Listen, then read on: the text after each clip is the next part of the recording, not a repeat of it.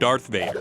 Perhaps no villain in the history of cinema has been more iconic or more important to a franchise. Is it the seductive voice of James Earl Jones? I am your father. His badass sci-fi samurai armor? His propensity for force-choking haters?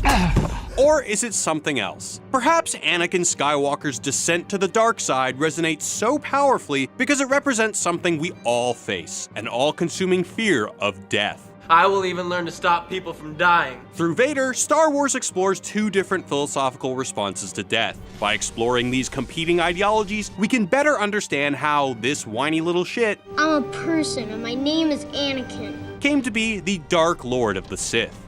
Welcome to this Wisecrack edition on the philosophy of Darth Vader. What will ultimately turn Anakin Skywalker into Darth Vader is fear. Fear of loss is a path to the dark side. Specifically, the fear of death. In his 1973 book, The Denial of Death, cultural anthropologist Ernest Becker argued that almost everything we do is a way of managing the fear of our own demise and the demise of those around us. This anxiety, known as death denial, is especially present in Darth Vader and is rooted as far back as his childhood. When we first meet Anakin Skywalker, he's an implausibly wise and articulate 9-year-old boy genius with superhuman piloting skills. He's the product of a virgin birth. Who was his father? There was no father. He's smarter than any of the adults around him, and there's a prophecy that suggests he might just be the Messiah. The prophecy of the one who will bring balance to the Force. You believe it's this boy? Oh, by the way, Force aptitude is now measured in midichlorians, just so we can establish from the very beginning that Anakin is objectively more powerful than anybody else. His cells have the highest concentration of midichlorians I have seen in a life form. But even young Jedi Jesus isn't immune to being scared shitless of death. I care for you too. Only I Who's your mother? Anakin's distress over his mother's mortality will haunt him, and as he gets older, this fear will become a fixation. I don't sleep well anymore. Because of your mother?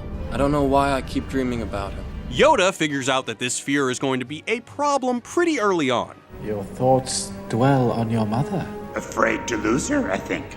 This could actually explain why the Jedi are so hesitant to train Anakin on account of his age. The boy will not pass the Council's tests, Master. He's too old. Although it's never explained in canon why only young children are trained, He is too old. He's too old. the dialogue suggests that Yoda and Mace Windu are concerned about death denial and its ramifications for young Anakin. See, when kids are youngest, it's easiest to indoctrinate them not to fear death. Children, according to psychologist James A. Graham, begin to understand death as permanent between the ages of 5 and 9, but only as something that happens to lame old people, say your mother Shmi. It's only later, around the age of 10, that kids realize the permanence of death comes for us all. Anakin is 9, able to understand his mother's mortality, and likely on the cusp of understanding his own.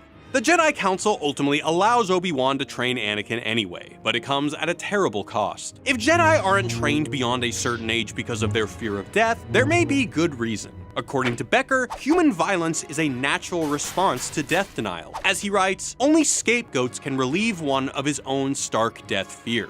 Doling out death gives people a sense of control over it, whether that happens on the battlefield or as regular old homicide. For Anakin, that means a one-way ticket to the dark side. Although it never made the final cut, the original script for Episode 1 has Anakin saying something to Padme that sums up his entire arc. Fear attracts the fearful. He was trying to overcome his fear by squashing you. Be less afraid, and that works for you? To a point. The script foreshadows that Anakin, fearful of losing his loved ones, will try to overcome this anxiety by attempting to squash death, to gain a sense of control over it rather than actually being less afraid. When Anakin finds that his mother has been mortally wounded by Tusken Raiders, he slaughters the entire village. I killed them all. They're dead. This kind of revenge makes sense according to Becker, who argues that killing other people gives us the illusion that we can control death, assuaging the fear that the Jedi Council warned him about. Why'd she have to die? The more Anakin kills, the more death feels like something he owns. After Anakin's mother dies, he starts having anxiety dreams again, this time that Padme will die from childbirth. He's ready to blame himself for both deaths. His mother died after he left her, and he believes his wife will die because he knocked her up. You die in childbirth. It's at this point that Anakin is given a choice on how to deal with death, the Sith way or the Jedi way. Anakin goes to Yoda with his concerns. What must I do, Master Yoda?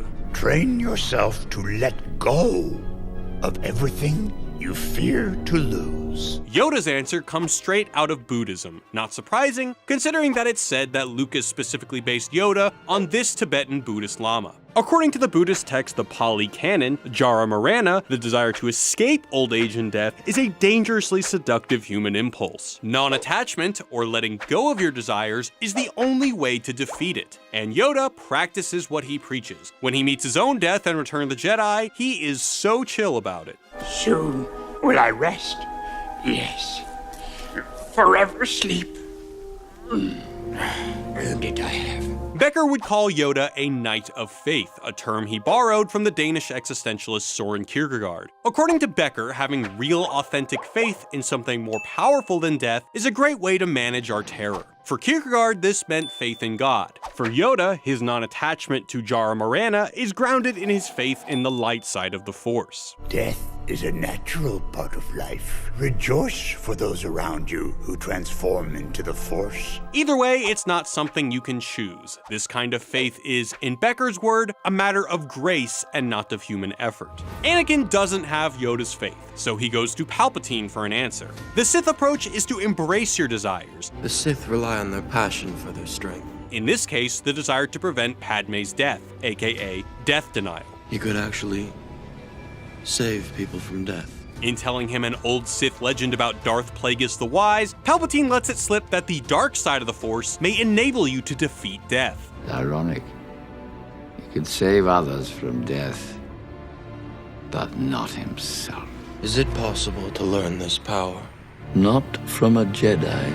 Anakin takes sides and becomes a Sith Lord, on one condition. Just help me save Padme's life. I can't live without her. Anakin sacrifices his name, his loyalty to the Jedi, and even his conscience to learn how to protect Padme from death. In refusing to accept death, Anakin has set down a dark path. He kills children, his wife, and even tries to kill his mentor. He has completely sacrificed his personality and values and has become little more than a zombie trapped in a machine.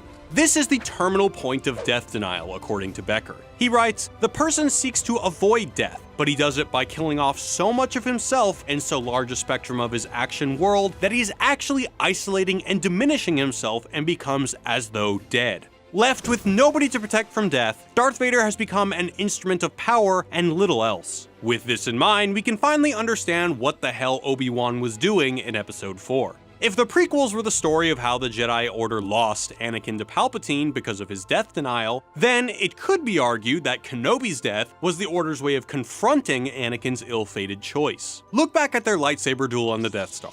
It doesn't look like Kenobi was actually trying to kill Vader. They spar for a few minutes, and then he basically offers himself up as a sacrifice, but not before saying something cryptic. If you strike me down, I shall become more powerful than you can possibly imagine. Vader swings the lightsaber, and then Kenobi is just sort of raptured. We could just say that the first movie had a lower special effects budget, but Vader seems to be confused by what just happened too. Kenobi showed off the fact that he had another solution that made him, well, more powerful than Vader could ever imagine. Seeing that Kenobi was willing to embrace death offered an alternative to Vader's death denial. Meanwhile, the Sith still hadn't figured out immortality. At the end of Revenge of the Sith, we find out exactly how Kenobi learned to cheat death. An old friend has learned the path to immortality.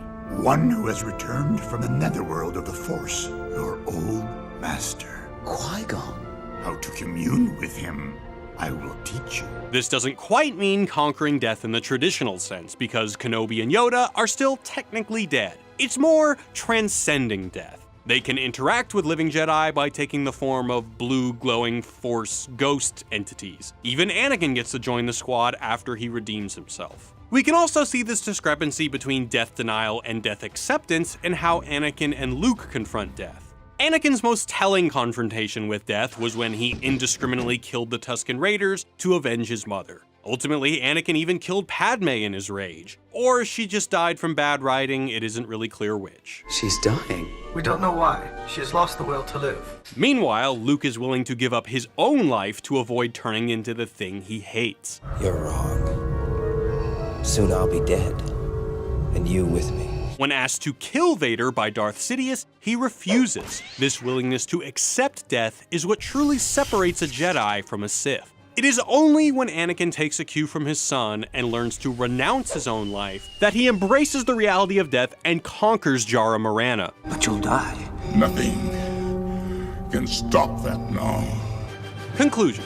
The story of Anakin Skywalker is one that all of us have to live through. Jara Morana can rot our personalities, strip us of our values, and drive us to do terrible things. According to Becker, denial of death is responsible for our drive to inflict violence on each other, to conquer and to control our surroundings. Evil empires in the real world and in the world of Star Wars owe their existence to our inability to accept mortality. But no matter how much of ourselves we've invested in our denial, accepting the reality of death can give us dignity, build our courage, and expand our compassion. It's never too late for Darth Vader, and it's never too late for us. As long as you're still breathing, you can come to terms with the reality of death, or deny it and risk giving in to the dark side. Hey everyone, thanks for watching and all the love you show for everything Wisecrack. A great way you can support us is by supporting our sponsors. This video is sponsored by Loot Crate. If you want to receive a box packed with geek and gamer items every month, Loot Crate has got you covered. For less than $20 a month, Loot Crate sends you unique collectibles, apparel, and more. It's the best place to go for monthly swag from your favorite franchises. The December Loot Crate theme is Revolution. If you're a fan of Assassin's Creed, Mr. Robot, Firefly, or you're as excited for Rogue One as we are, you won't want to miss this one. Sign up now at lootcrate.com/wisecrack and you'll get exclusive items from all those epic franchises. And when you enter the code Wisecrack, you'll get 10% off a new subscription. You only have until the 19th at 9 p.m. Pacific time to sign up and receive this month's crate, so don't wait. Go to lootcrate.com/wisecrack to sign up and enter the code Wisecrack to save 10% off any new subscription. And be sure to click here to check out our channel page and subscribe. Maybe check out our latest Rick and Morty video while you're at it. We've got tons more great content on the way and you won't want to miss out. In the meantime, I've got to get back to the vault.